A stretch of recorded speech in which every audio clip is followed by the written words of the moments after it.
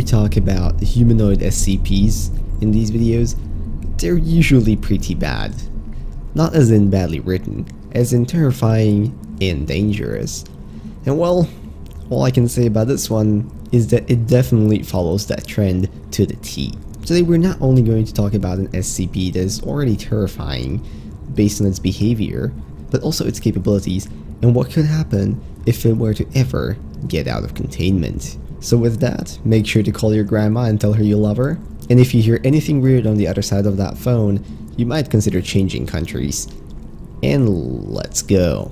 In today's video, we'll be talking about SCP-352. Now, SCP-352 from the outside appears to simply be a very old woman of indeterminable age or race who speaks in Old Russian, but with a particular dialect and accent that make the language very difficult to understand and translate. What also doesn't help is that most of the time this SCP is very unwilling to communicate, with most of the actual words escaping its mouth primarily being threats or statements of revenge. Because of that, no further information about this SCP's origins or background information have been recovered as of yet.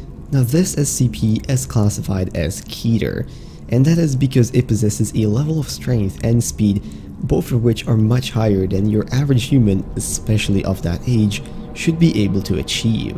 This SCP has shown the capabilities to move loads with the excess of 200 kilograms with little to no physical strain, and to be able to move at speeds that exceed 70 kilometers an hour. With both of these abilities, you can also pack in regeneration, as this SCP is able to heal from wounds that no regular human should be able to survive, including but not limited to decapitation and disemboweling.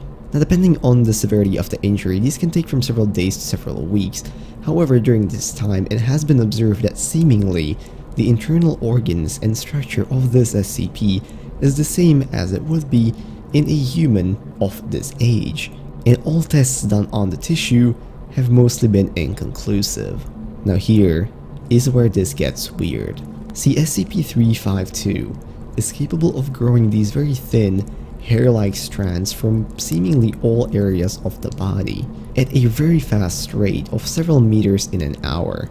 Now, these strands have been observed to sort of crawl along floors and surfaces, but because of their thinness, which is actually slightly thinner than the average human hair, individually they are almost invisible to the human eye. Now, every single one of these strands is coated in a chemical enzyme that is seemingly being produced in all body parts and tissues of this SCP, but is mostly concentrated in the saliva and on these strands. Should a human being come in contact with these enzymes, they react incredibly quickly, attacking human tissue and most specifically focusing on the nervous system.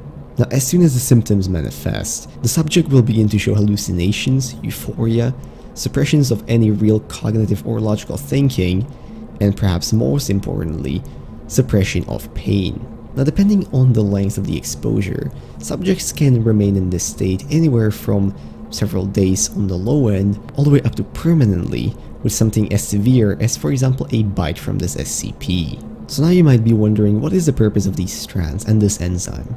Well, it all has to do with how this SCP hunts and feeds. This SCP seems to mainly prefer a carnivorous diet, and if there is one type of meat it has shown the highest preference for, it would be human flesh. Should a human test subject be caught by this SCP, this enzyme will be used to pacify it, remove any logical reasoning from it, and remove the sense of pain. At this point, the SCP will begin to consume this human limb by limb, separating them often over the period of several days, during which the prey is still alive, however remains in the euphoric state, seemingly being completely unaware of how its body is being consumed. As already mentioned, this SCP really prefers human flesh over any other kind of meat.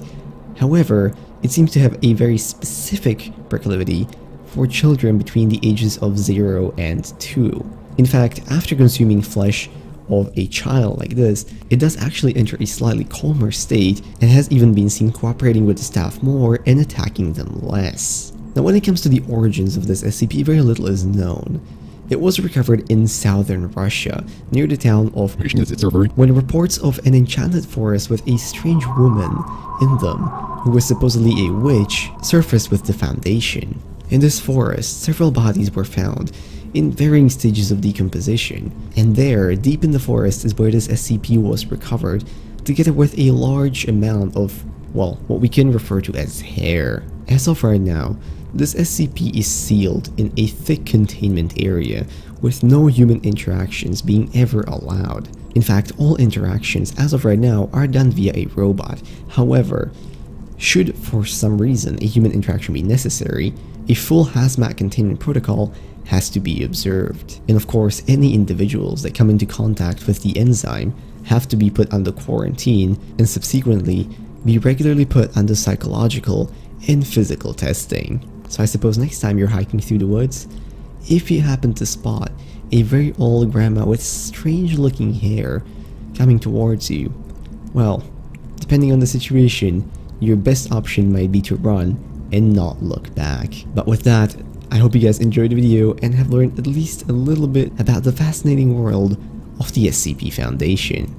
If you liked this video, maybe consider leaving a like, commenting, or subscribing. All of those would be very much appreciated.